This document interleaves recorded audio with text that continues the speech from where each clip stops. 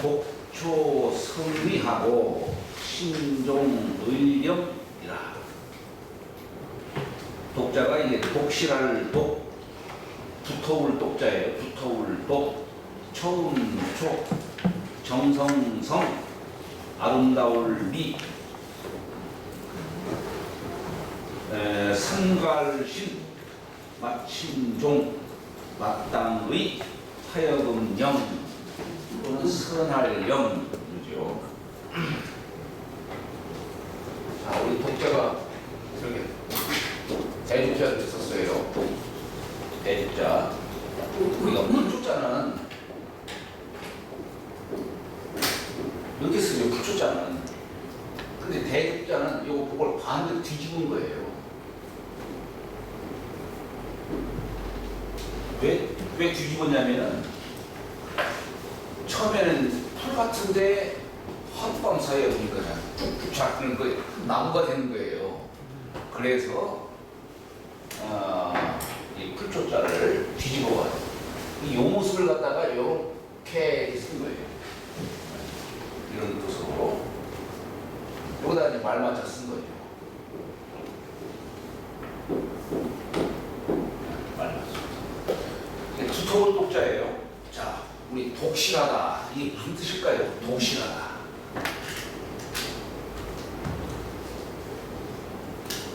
지금 알고 모르는 척 지금 하시는 거지, 다들 지금. 독실하다, 두텁다라고 하는 이 뜻은 뭐냐면은 남이 한 번 할 거 나는 두 번, 세 번 하는 거예요. 10번, 100번 이렇게. 그러니까 이 글자도 대접변에다가 말 맞춰 쓴 거예요. 달리는 말에다가 채찍질 하는 거예요. 주마가 편. 네? 이게 두터운 거예요. 더 달려라, 이거 더 달려라.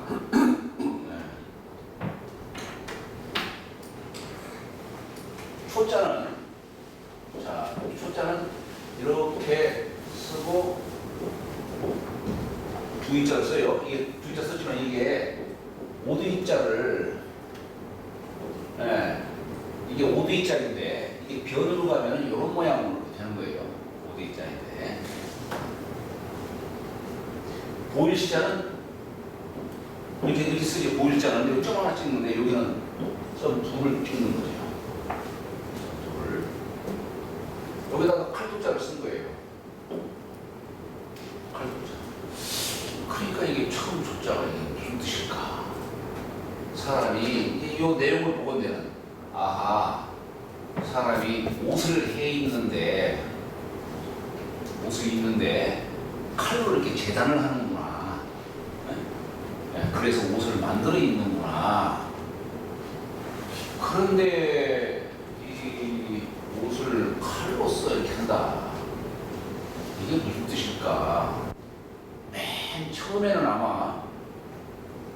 맨 처음에는 짐승을 잡아서 고기는 먹고 가죽을 칼로 이렇게 재단을 해가지고 옷을 만들어 해먹었죠. 그러니까 우리가 글자를 만드는 것이 보면은 대개가 다 이게 근본의 뜻을 담고 있어요. 우리는 이걸 뭐라고 표현하냐? 불망본이다.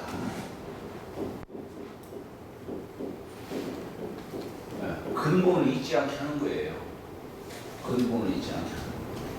사람이 근본을 늘 잊지 않고 근본을 생각하고 근본을 향할 수만 있다면 영생할 수가 있는 거예요.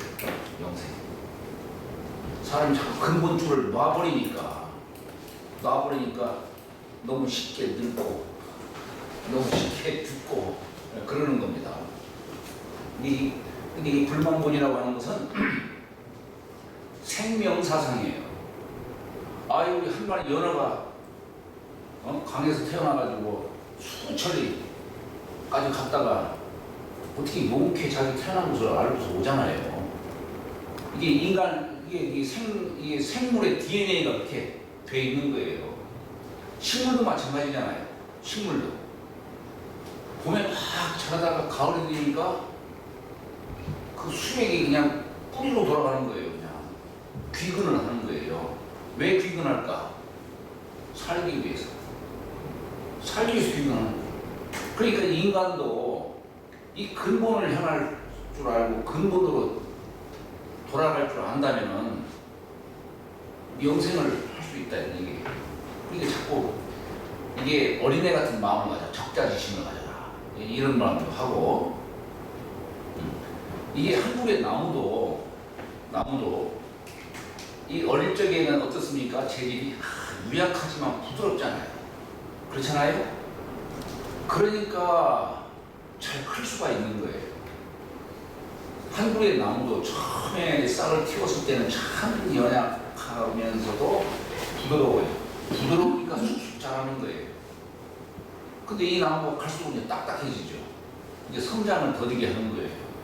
나중에는 결국 딱딱하게 나가니까 결국 죽는 거예요. 그래도 위가 부드러우면 더 성장할 수 있는 여지가 있는 거예요. 이게 사람도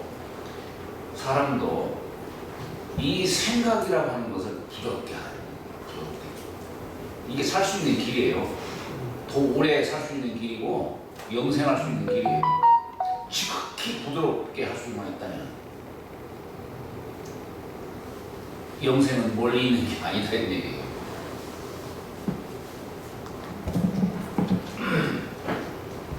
이런 글자 같은 경우도 이런 글자를 통해서 아하, 맨 처음에는 옷을 이렇게 입었겠구나 라고 하는 것을 짐작할 수가 있는 겁니다.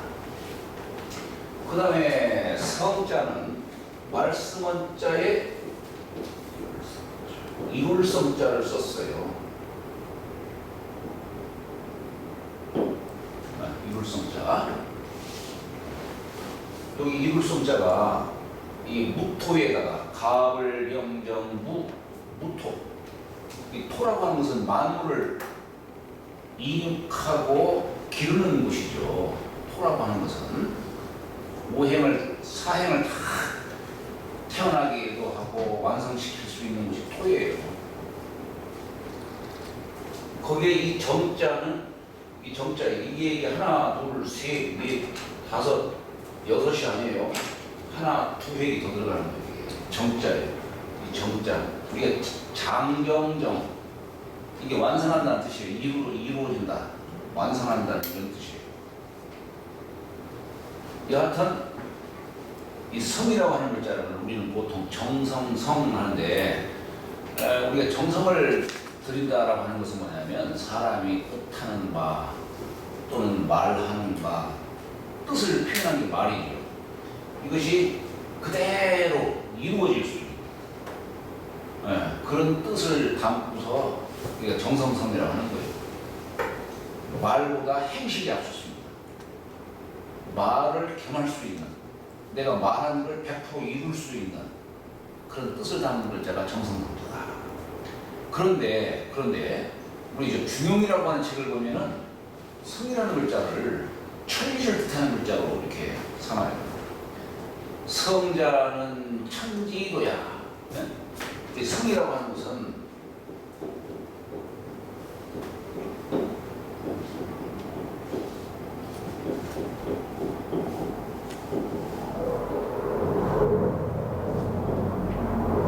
성이라는 것은 하늘의 도다 이렇게 얘기했어요. 하늘의 도. 그러니까 그런데 여기다가 성자는 천지도예요. 하늘이 도요. 성지자는 인지도야. 이렇게 성지자는 인지도야. 이건 뭐냐면 우리가 한 문장 속에서 그 정성성은 하나의 어떤 추상 명사화라고 얘기할 수 있죠. 근데 여기 명사에다가 간시자를 붙이면 이게 동사화가 되는 거예요. 그러니까 이곳은 성이라는 그것은 하늘의 도지만은 이 성으로 가는 거예요. 성에 부합할 수 있도록 하는 거예요. 이건 사람의 도다. 그래서 사람이 정성을 지극히 하면 천도에 부합할 수 있다. 이런 얘기예요. 그래서 우리가 지성감천이라는 말 쓰죠. 지성이면 감천이다. 지극한 정성은 하늘을 감동시킨다는 얘기예요. 우리 지성감천, 지성의 뜻이 과연 어떤 뜻일까? 옛날에 정다산 선생은 지성을 어떻게 표현하냐면 옛날에 할머니가 청소한 걸 탁 뜯어놓고 네?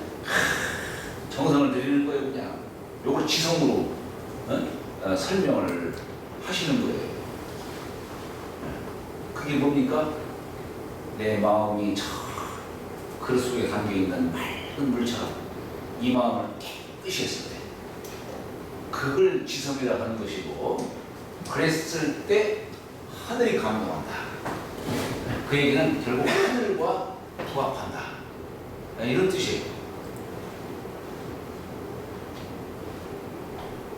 성은 성기 성물이다.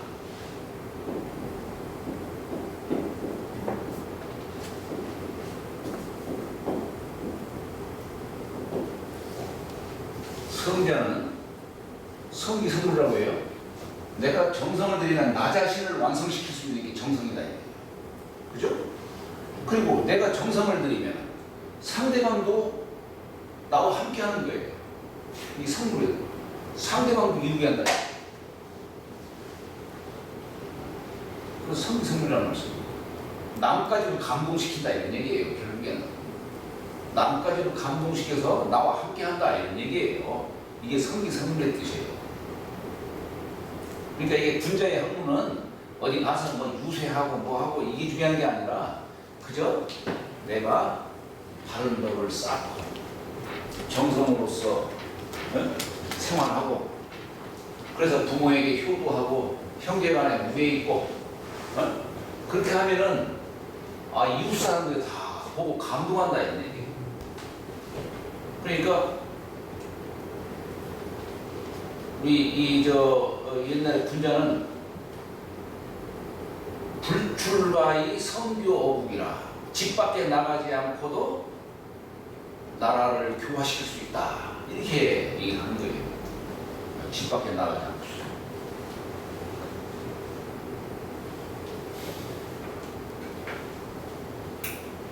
그래서 이 성자를 단지, 그래서 우리가 문장 속에서 이 문장을 대하면은 성이라고 하는 것을 정성을 들인다는 이런 뜻으로 해석하지만은 대개 천도, 천리로서 그러니까 이게 한사 좋은 기성이다. 우리 주역 속에 존성이다 이런 말 써요. 이게 이걸 어떻게 해석하냐면 성을 보존한다? 이건 천리를 보존한다. 이렇게 해석을 합니다. 천리를 보존한다. 이걸 천도, 천리로서 보는 거예요. 성이라는 글자.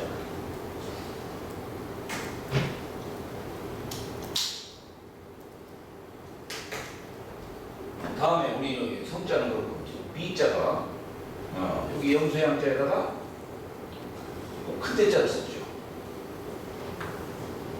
큰 대자예요.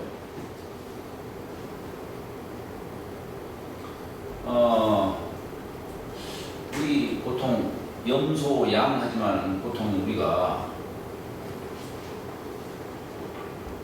보통 양이라고 한다면 대개 우리는 그냥 유순하고 무리 지어 다니기를 좋아하고 그런 양으로 생각하잖아요. 원래는 옛날에는 그런 면양으로서 양을 생각하지 않고 산양으로서 말한 거예요. 산양. 네. 그리고 지금은 염소를 그냥 유순하면서도 무매하고 그런 가축으로 그렇게 생각을 하고 있지만, 옛날에는 이 염소양자를 신성시 여겼어요. 신성시 여겼어요. 우리 저 중국의 천안문 광장을 가면은 거기에 큰 이렇게 화표라고 해가지고 큰 기둥이 이렇게 딱 세워져 있어요. 그 화표가 뭐냐면은 옛날에 순임금 때에 사람들이 억울한 일이 있으면 거기다 새겨라 이런 얘기예요. 나무를 세워가지고 거기다 내 억울한 심정을 여기다가 새겨라는 얘기예요. 어? 관리가 횡포를 누린다든가 그렇게 하게 되면은 백성들이 억울한 일을 당하게 되면은 그걸 하라는 거예요. 요임금 때에는 북을 설치했어요. 북을 설치해가지고 억울한 사정이 있으면 북을 두드려라는 얘기예요. 예?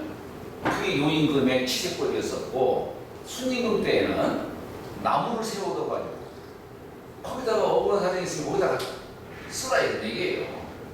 예.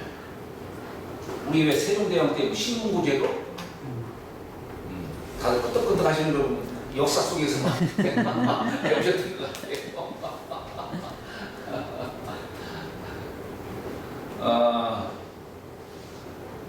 이게 화표가 바로 이제 그런 거예요. 그걸 상징하는 거예요. 그걸 옛날 순임금 때. 그런데 순임금 때에 그 해태라고 하는 영문이 있었어요. 영문이. 이 해태가 아주 지혜가 있어서 누가 어떤 사람들이 송사를 벌일 때에, 송사가 일어났을 때에 이 그때의 법을 관장하는 분이 누구였냐면 고요라고 하는 분이었어요. 역사 속에 고요라고 하는 분인데 그분이 데리고 다니던 영물이 바로 해태라고 하는 이 영물이에요. 말하자면 이 영물이 해태지만 양이에요. 양. 옛날 삼국시 때 양이.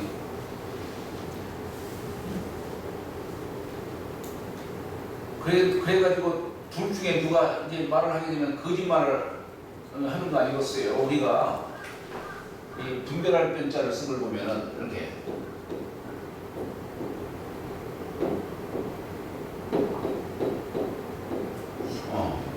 이렇게 써요. 물론 여기 신이라고 하는 여기 신자인데 가불 병병 부기 경 신할 때 쓰는 신자인데 신은 말하면 금이에요. 금. 그래서 소리를 내는 대표적인 뜻으로 얘기를 한 겁니다. 우리가 사실 이 말씀 원자를 이렇게 우리가 쓰지만 요 글자가 신자를 이렇게 쓴 거예요. 요걸 생략한 거예요. 이게 신이라는 거죠. 그런데 이게 소리를 내는 것으로서는 금속성보다 더한 게 없으니까. 우리가 이 사람이 말소리를 내는 뜻으로 하는 것이고, 또 그런데 한편으로는 우리가 이 금이라고 하는 것은 방위로 말하면 서방금, 절기로 말하면 가을철 금, 만물이 금기운으로 죽고 시들고 죽고 하는 겁니다. 그래서 요 글자를 죄인이 말을 하는 그런 뜻으로도 이렇게 변천이 된 거예요. 그러니까 여기 지금 이 분별을 빼서 쓴 걸 보면 양쪽에 지금 변론을 하는 거예요. 이걸 칼로서 이렇게 분별을 하는 거예요. 이걸 말씀하셨 쓰면 말로서 분별하는 변호사 할 때 쓰는 변자가 그런 겁니다. 양자 간의 말을 딱 듣고서 누가 옳은지 그른지 이걸 분별할 줄 아는 자를 우리는 병사라고 하는 것이죠. 바로 그와 같이 분별할 수 있는 영물로서 해태를 얘기합니다. 우리 경복궁에 가면 앞에 해태상이 지금 경복궁에 있나요? 해태상이 갑자기 있어요. 있을 때 예, 있죠? 있어요. 그걸 뭐 단지 뭐 저기 남쪽의 관악산이 아주 불꽃처럼 막 치성한 모습이라 그래서 뭐 해태는 물속에 사는 영물이고 그래서 수국화 화재를 예방하기 위해서 그렇게 세웠다라고 뭐 얘기하는데 사실 그런 뜻이 아니죠. 그건 호설가들이 하는 얘기예요. 본래 육쪽 거리에 사헌부 이게 상징이에요. 옛날에 저 문관은 벼슬을 이제 문관 등재를 하면은 이 흉배에 학을 그렸어요. 학. 네. 그 당상관은 학 두 마리를 그리고 이렇게 학을 그렸어요. 무관은 범을 그렸어요. 범. 그런데 사헌부 관련은 법원 거기는 혜택을 숭배하고 있는 거예요. 그러니까 이 혜택가 옳고 그름을 분별할 줄 아는 그런 영물로서 이렇게 후세 사람들이 그런 상징물로 삼았던 겁니다. 그래서 우리가 염소양자 쓴 걸 보면 다 좋은 글자예요. 우리 선할선자, 우리 선할선자가 좀 뭐예요? 이 자꾸 이렇게 쓰잖아요. 선할선자가 이게 뭐냐면은 염소양자에 요즘에 자꾸 제가 이렇게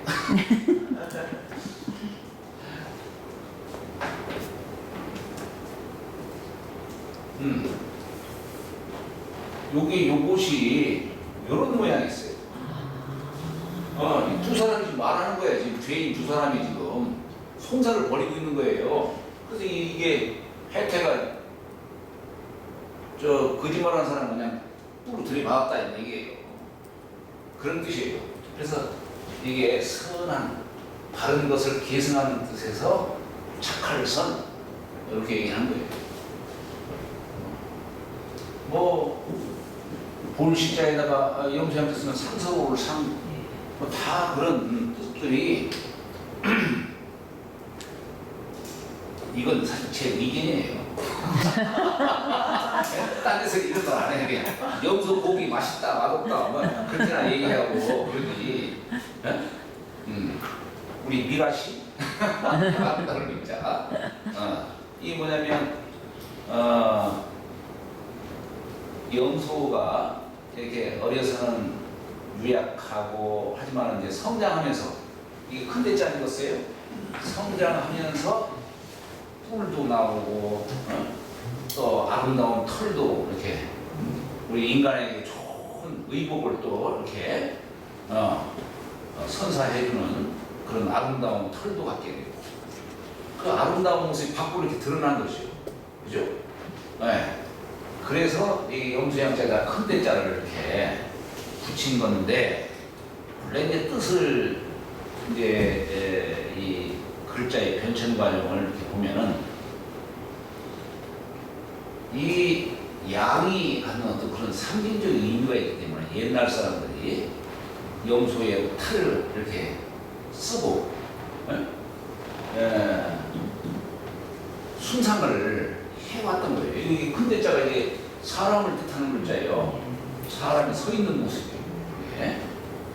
그래서 사람이 염소 탈을 쓰고서 그 어떤 양이 갖는 아름다움을 이렇게 과시하는 뜻으로 썼다는 거예요. 그만큼 양이 갖는 어떤 신성한 의미가 있는 것이죠.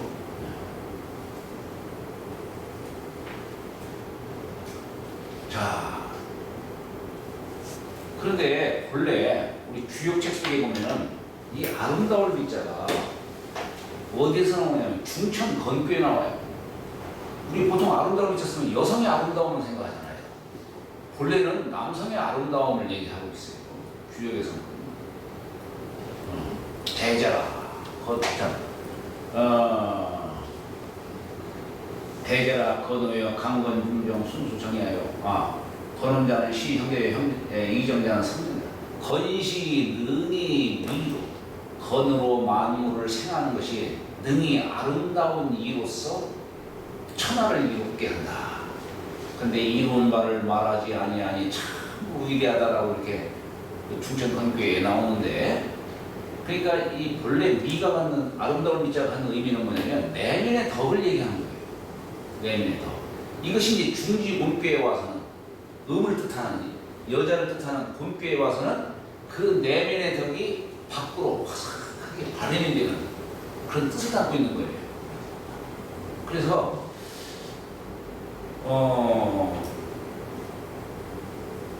우리가 진선미 요즘에는 그런 뭐 대회 같은 거 없는 모양이에요. 대회 같은 거 하기는 한대요. 하기는 하는데 이렇게 방송으로 안 될 뿐이지 하긴 한대요. 진이라는 글자는 참진자지요. 예. 이 본질, 본성을 뜻하는 것이고, 선이라고 하는 것은 뭐냐면 그 본성을 그대로 있는 개성한 뜻을 담고 있는 거예요. 근데 미라고 하는 글자는 밖으로 드러난, 예? 예. 그 아름다운 내면의 덕이 밖으로. 우리 분자가 덕을 쭉 쌓으면 어때요?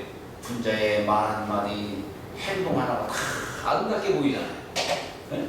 그걸 그 밑자에서 그렇게 삼는 거예요. 근데 요즘에는 이제 겉으로 드러난 아름다움만 사람들이 생각을 하는 거예요.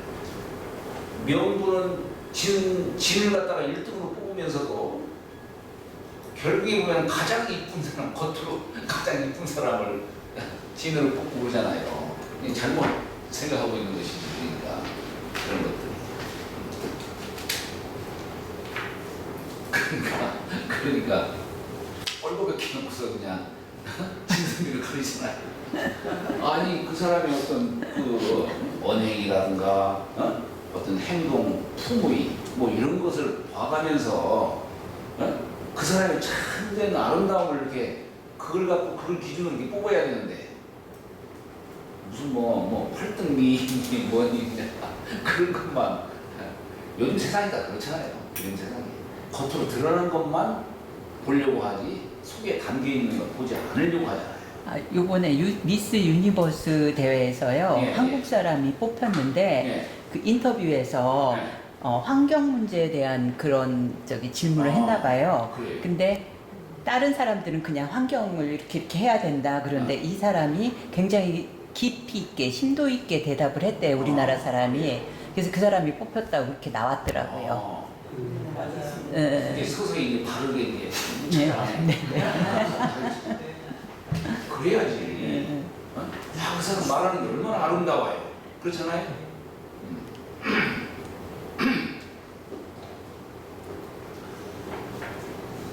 자, 여기 독초 성미하고 이게 무슨 얘기냐면, 자, 이게 천자문이 네 글자를 이렇게 이제 설명하는 겁니다. 근데 이걸 이제 문장으로 이제 엮어 나가야 돼. 문장으로 독초 성미하고 그러면 이제 독초 하면은 이게 뭐냐면 처음을 독실하게 한다. 여기 주어가 빠지고 어찌 보면 이걸 영어식으로 말하면 주어 절이라고 하나?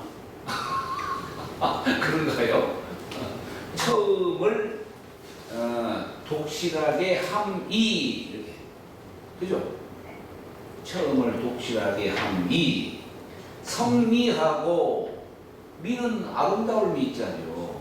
그 아름다움을 꾸며주는 것이 형용사를 꾸며주는 것이 부사니까.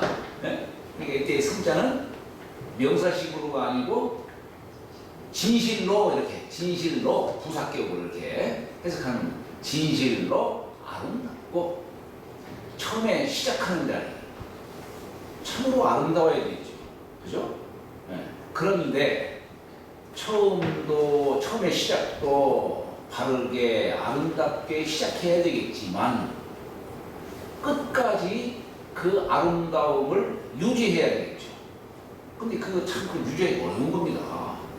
어릴 때 누구나 다 참 이쁘게 아름답게 태어났어요. 그런데 그 아름다운 덕을 늙을 때까지, 늙어 죽을 때까지 그 아름다움을 참 유지할 수만 있다면 얼마나 좋겠어요. 근데 그렇게 할 수 있는 사람이 참으로 드물다. 어렸을 적에 했던 그 아름다운 마음을 변치 않고 늙어 죽을 때까지 끝까지 유지할 수 있는 사람은 참으로 드물다. 어릴 때 부모를 참 부모 마치 죽을 것처럼 부모를 그렇게 우애해요. 근데 결혼하면 그냥 생각을 싹 바꾸는 거예요. 그냥 결혼하면 그런 자를 소인이라 하는 거예요. 네? 어렸을 적에 부모를 효도하고 사랑했던 그 마음을 결혼해서도 변치 않고 사랑할 수 있는 사람, 이런 사람을 분자라고 하는 것이고, 그 마음을 바꾸는 사람을 소인배라고 합니다.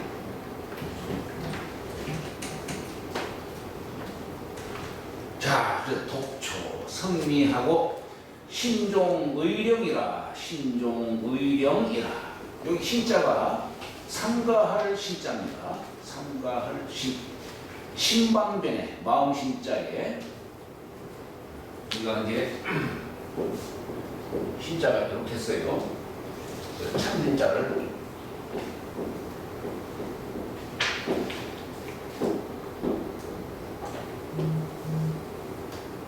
삼가할 신자죠. 우리가 이제 이 마음 신자를 이렇게 써요. 말하자면 여기 한 보따리에 지금 천지인 삼재를 담고 있는 거예요. 이 마음을 우리가 눈으로 볼 수는 없지만, 그래서 저 한자에서는 방천지신 마음을 표현하기 그렇게 합니다. 가장 작은 뜻을 담는 글자가 얘기해요. 그런데 이 마음 안에 우주를 담을 수가 있죠. 하늘도 담을 수 있고, 땅도 담을 수 있고, 사람도 담을 수 있다는 얘기예요. 근데 여기다가 다 쓰지 않고 여기다가 하나 빼는 걸 보면 참 의미심장해. 네? 여기 뭘까 이게. 천지의 그 정기에 의해서 사람이 태어났지만, 근데 요 사람의 요 마음과 요것으로 인해서 요걸 잘 쓰면은 성인이 되는 것이고, 요걸 잘못 쓰면은 악인이 된다는 뜻을 얘기하는 거예요. 사람은 누구나 다 본성은 선하고 참으로 훌륭한 그런 성품을 갖고 있지만, 한 세상 살아가면서 탐욕에 의해서, 어리석음에 의해서, 잘못된 습관에 의해서 불쌍하게 갈 수가 있다는 얘기예요. 그래서 하나를 여기다 담아두지 않고 여기다 담아두는 거예요. 근데 이게 이 마음시자가 이게 본래는 이렇게 쓰는데, 옆에 변을 쓸 때는 이렇게 써요. 이렇게. 그리고 말하자면 공손할 공자죠. 요것은 요 마음심자를 거꾸로 쓴 거죠, 이렇게. 네. 이건 마음을 숨긴 거예요. 같은 마음심자의 뜻이지만, 아래에다 쓸 때는 이렇게 쓰는 겁니다. 숨긴 뜻. 이 공손할 공하죠. 우리가 사모할 모자 보면은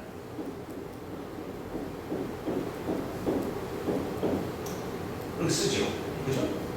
이게 다 마음을 이렇게 표현한 거예요. 마음.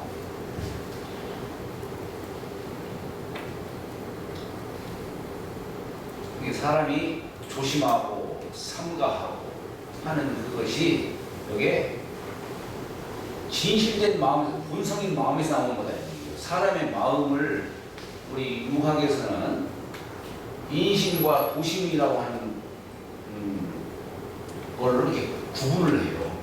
사람의 마음은, 본성은 그야말로 그냥 도심, 본성은 도심이라고 표현해요. 그런데 사람이 세상을 살아가면서 이런 욕심 저런 욕심에 의해서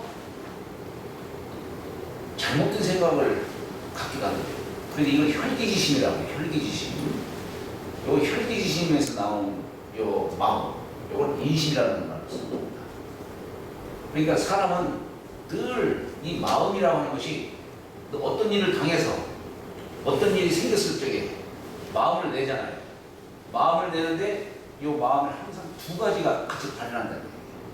두 가지가. 나 이거 하고 싶다. 응? 이 마음이 나와. 근데 한편으로는 하지 말아야 될 건데, 아니 나 하고 싶어. 이 마음이 나와. 한편으로는 이거 하면 안 되는데, 이 마음이 또 나온다는 얘기예요. 성인은 그냥 도심으로서 나간다고 하지만은, 일반인들은 늘 이 두 마음이 공존하는 거예요. 그렇기 때문에 공부를 하는 게 뭐냐? 늘 사람은 이 인심을 억제해야 되는 것이고, 도심으로 나갈 수 있도록 해야 한다, 이런 얘기예요.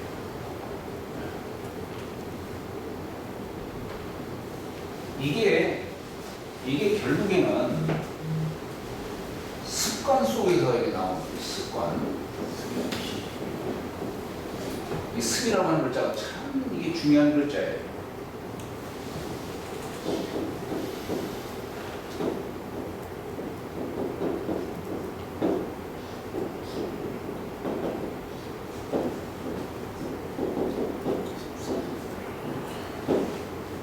성상근이요 습상원이라. 참 중요한 얘기예요. 누구나 사람 태어났을 때 이 본성이요. 본성은 서로 가깝다. 처음에 태어날 때 성인 범부 구분 없이 태어난다 이 얘기예요. 누구나 다 너나 나나 똑같지요. 그런데 어떤 사람은 한 세상을 살면서 고상하게 살아가는 사람이 있고 어떤 사람은 비천하게 사는 사람이 있다는 게 그게 뭐 때문이냐? 또 습이다니. 요 습이 멀게 한다니.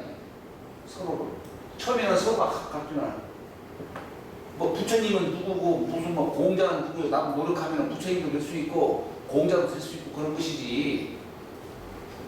그런데 세월이 지나면서 서로를 멀어지게 하는 것은 뭐 때문이냐?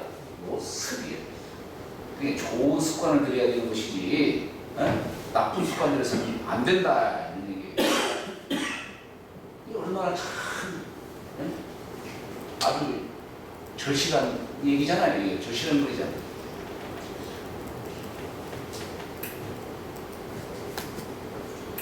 자, 종자는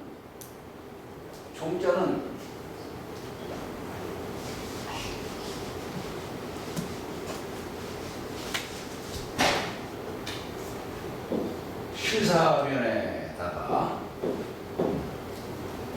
우리가 실사자도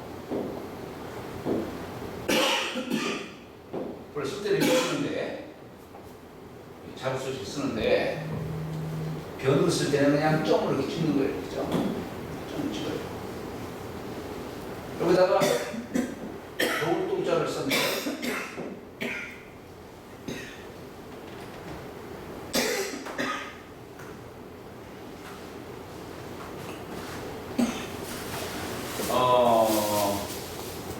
우리 시라고 하는 것이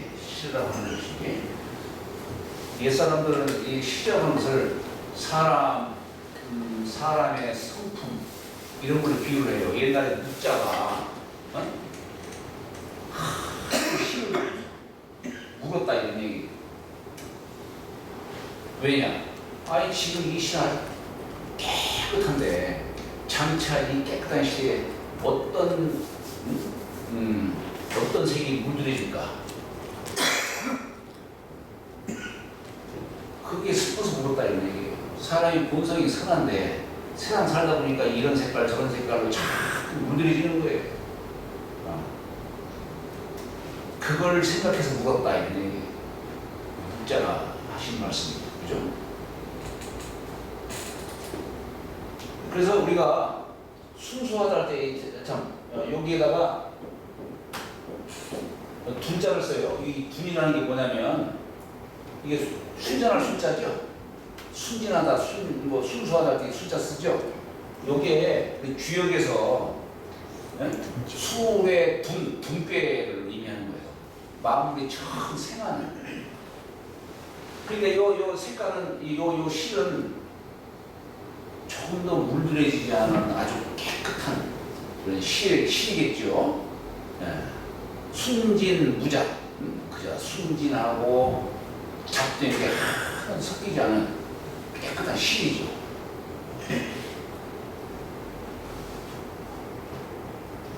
그런데 이 실이 겨울동자를 썼네요. 겨울이라고 하는 때는 언제 어떤 의미를 담고 있습니까? 춥다는 뜻도 있지만 봄, 여름, 가을, 겨울 한 해를 마치는 뜻도 있으셔. 그러니까 사람이 이제 죽는 것을 종이라고 해요. 종이라는 말도 써요. 우리 겨울동자가 이렇게 쓰면 이 저녁석자예요. 저녁은 어둡겠죠? 그죠? 어두운 그림자가 길게 늘어진 거예요. 이게. 그래서 이게 드리울 최자입니다. 드리울 최자. 우리가 이렇게 쓰면 달월자인데 이걸 하나를 빼면은 달이 없는 어두운 뜻을 담고 있는 거예요. 이게 전약석자예요. 그것이 그 어둠의 그림자가 길게 늘어지는 뜻이에요. 그러니까 날은 어둡고 날씨는 춥고, 그러니까 삼수변을 쓰지 않고 물이 얼었다라고 하는 이수변을 쓴 거예요. 네. 그래서 이 겨울이라고 하는 뜻은 춥다는 뜻도 있지만 한 해를 마치는 뜻도 있다. 그래서 우리가 이 종이라는 글자를 사람의 죽음을 의미하는 글자로 쓰는 겁니다. 이것이 이제 변천이 돼서 어떤 일을 마치는 것도 종이라는 걸 쓰는 것이에요. 그렇죠? 옛날에는 사람의 죽음을 똑같이 쓰진 않았어요. 소인의 죽음을 뭐라고 하냐면 졸이라고 해요. 졸. 군자의 죽음은 종이라고 해요. 왜냐? 군자는 이 세상에 나와서 도를 펼치다가 이제 가게 되면 도를 마친다 하는 의미에서 군자의 죽음은 졸이라고 하고, 소인은 그저 육신이 왔다가 육신으로 가는 거기 때문에 그냥 마친 글자를 써가지고 그냥 졸했다 이렇게 얘기를 합니다. 우리가 천자의 죽음이라든가 또 아버지가 돌아가시는 것도 붕이라는 말 쓰죠. 이 붕,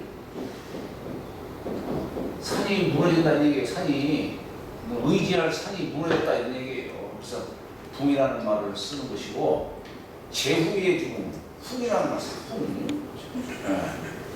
예법이 그래요. 군자의 죽음, 종이라고.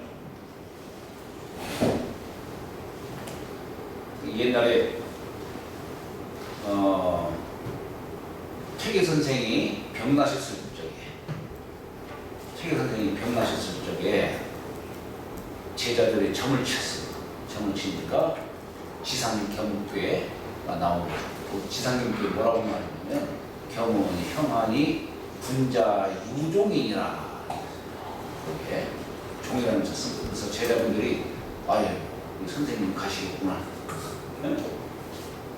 그렇게 알았다. 그 다음에 의자는 이게 마땅의자예요. 마땅하게 하는 겁니다. 그러나 본래는 진면자예요. 여기 집이에요. 진면자에 달월자에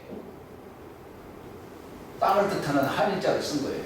그냥 땅 위에 고기를, 이게 육달월자도 돼요.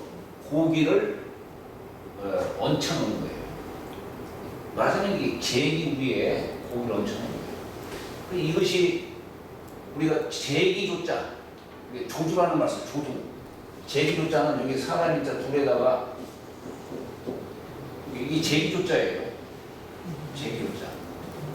이게 이 그릇에서 고기도 썰고 고기도 담고 하는 그 용도로 쓰는 거예요. 두자는 이렇게 제기두자를 이렇게 써요. 조주라는 말 써요. 제사 지낼 때 쓰이는 그릇. 우리가 그릇이 요것도 요게 그릇 명자예요. 요건 사람들이 먹는 그릇, 음식물 먹는 그릇을 쓸 때는 대개 요 명자를 쓰고, 요건 제사 지낼 때 쓰이는 용도예요. 그러니까 우리가 이 헤레비주자 쓴 걸 보면 어때요? 여기 귀신 신자에다가 보일 신자에다가 숫자 썼잖아요. 옛날에 우리가 조상을 봤다는 데는 다 음식물로 봤다는 것이고, 음식물 중에 가장 달콤하고도 맛있는 음식이 고기지, 고기. 그래서 여기 땅 위에다가 육달월자 쓴 요걸 뜻하는 거예요. 이걸 어디 누가 글자 파자로 보니까 이걸 무슨 남자의 성기 이게 글자를 놓고 파자 해석하는 것이 참 난 이해가 안 돼요. 이해가. 그런 경우가 많이 있어요. 이게 우리가 뭐 다음 주에는 차례도 지내고 하시지만 차례상에는 음식물을 올리는 음식물로서 신을 대접을 하는 거예요. 음식물로 대접하는 이유가 뭡니까? 귀신이 응하는 것은 소리와 기운으로 응하는 거예요. 소리와 기운. 네. 그래서 우리가 제사를 지낼 때에 음악도 옛날에는 틀은 거예요.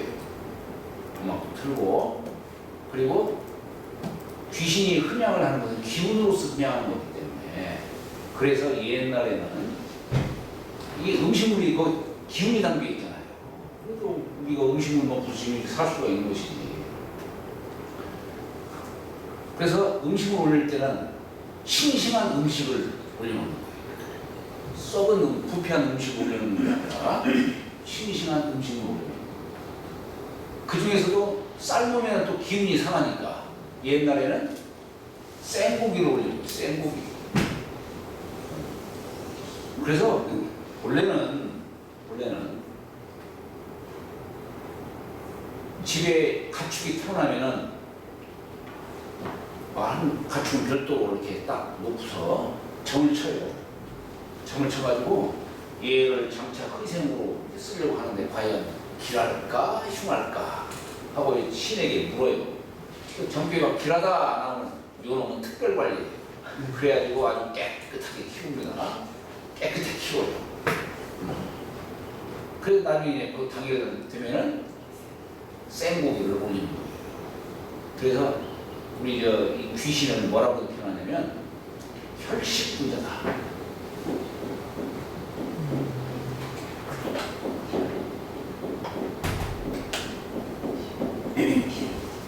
흡혈분자다. 혈식분자라는 말 써요. 옛날에는 그래서 이렇게 옛날 물복 선생 같은 경우 아마 그 집안에서는 지금도 어떨 일인지는 모르겠어요. 이 차례 지낼 때 생고기를 물복 선생이 올린다고 하더라고요. 그때만 하더라도 지금 후손들도 아마 올리는지 아닌지는 뭐 지금 잘 모르겠습니다만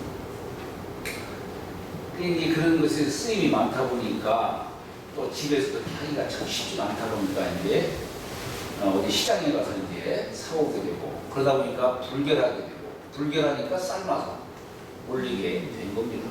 유래가 그런 것이지 원래는 생고기를 올리는 거예요. 생고기. 명자는 이게 이렇게 썼습니다만 명령할 명자지만 이게 선할 명자도 돼요. 그래서 우리가 남의 자식을 뭐라고 합니까? 영윤.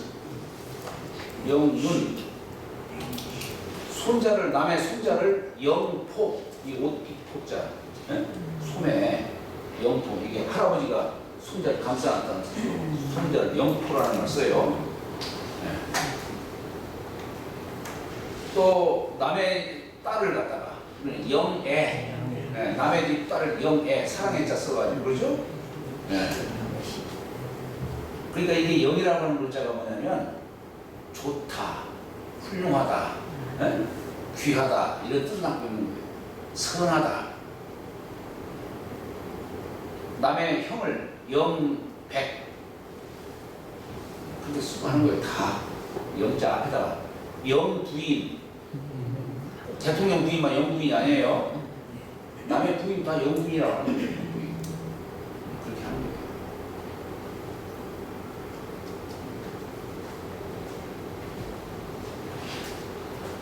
자, 그러니까 우리가 이제 문장 속에 독초 성리하고 처음을 독실하게 함이 진실로 아름답고